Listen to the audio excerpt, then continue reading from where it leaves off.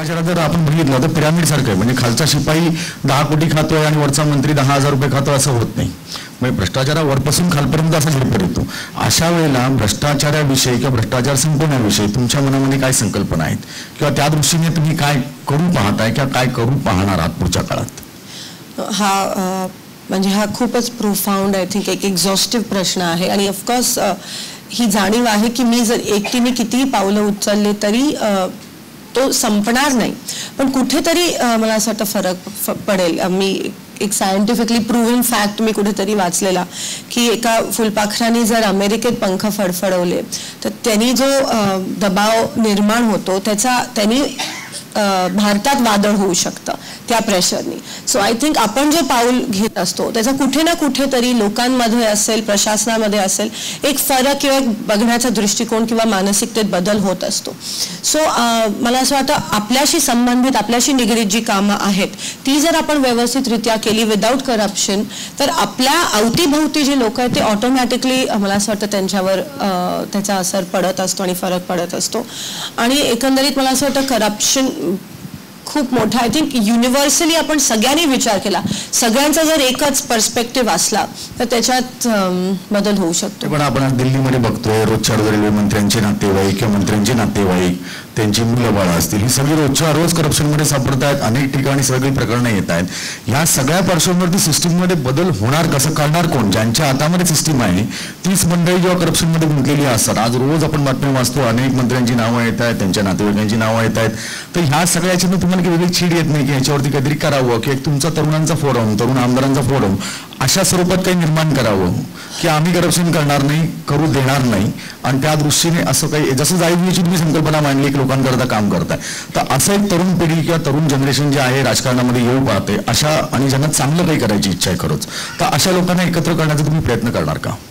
आम्ही विधानसभेत, महाराष्ट्र विधानसभेत असा प्रयत्न चालू आहे आमचा. सगळे युवक आमदार जे आहेत ते आम्ही सगळे एकत्रित आलो. एक दबाव गट निर्माण करणं म्हणजे कोणताही महत्त्वाचा प्रश्न असला तर राजकारण बाजूला ठेवून आम्ही सगळे एक होऊन त्या प्रश्नावर मग त्या मिनिस्टरला कधी कधी कॉर्नर करत असतो. सो ह्या पद्धतीत पार्लिमेंटमध्ये एखादा किस्सा सांगाल का? लोकांना आवडेल तो नक्कीच ऐकायला. हाच SBC OBCचा शिष्यवृत्तीचा प्रश्न होता. काही कारणामुळे शासनाकडून ती थांबवण्यात आलेली, आधी सुरू केलेली आणि मध्येच थांबवण्यात आलेली. तर म्हणजे ती लक्ष्मीदी माझी होती पण विरोधी पक्ष जास्त आक्रमक झाला. मी सगळे एक झालो आणि हाऊस तहकूब झालं. त्यानंतर परत एकदा रिझ्यूम झाल्यानंतर मग मंत्री महोदयांनी पॉझिटिव्ह रिप्लाय दिला त्या संदर्भात. सो असं एक उदाहरण. तुम्ही तरुण आमदार वगैरे असं म्हणतात, ते सगळे एकत्र जेव्हा जमतात तेव्हा पक्षविरहित गप्पा होतात का? नाही ती भाजपची, मग तू नको माझ्याशी, असं काही असतं का? असं कधीच होत नाही. विधानसभेच्या बाहेर पक्षाला राहतच नाही.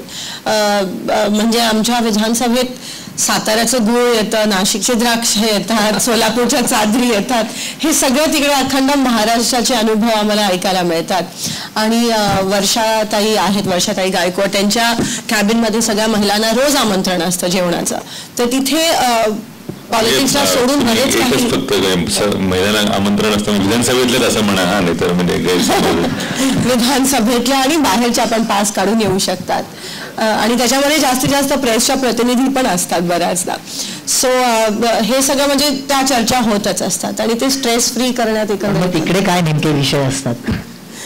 मी सांगितल्याप्रमाणे बरेच नॉर्मल आपले विषय जे आपण पिक्चर असतील किंवा ह्या इकडचं तिथे त्या मतदारसंघात काय चालू आहे, ह्या मतदारसंघात काय चालू आहे,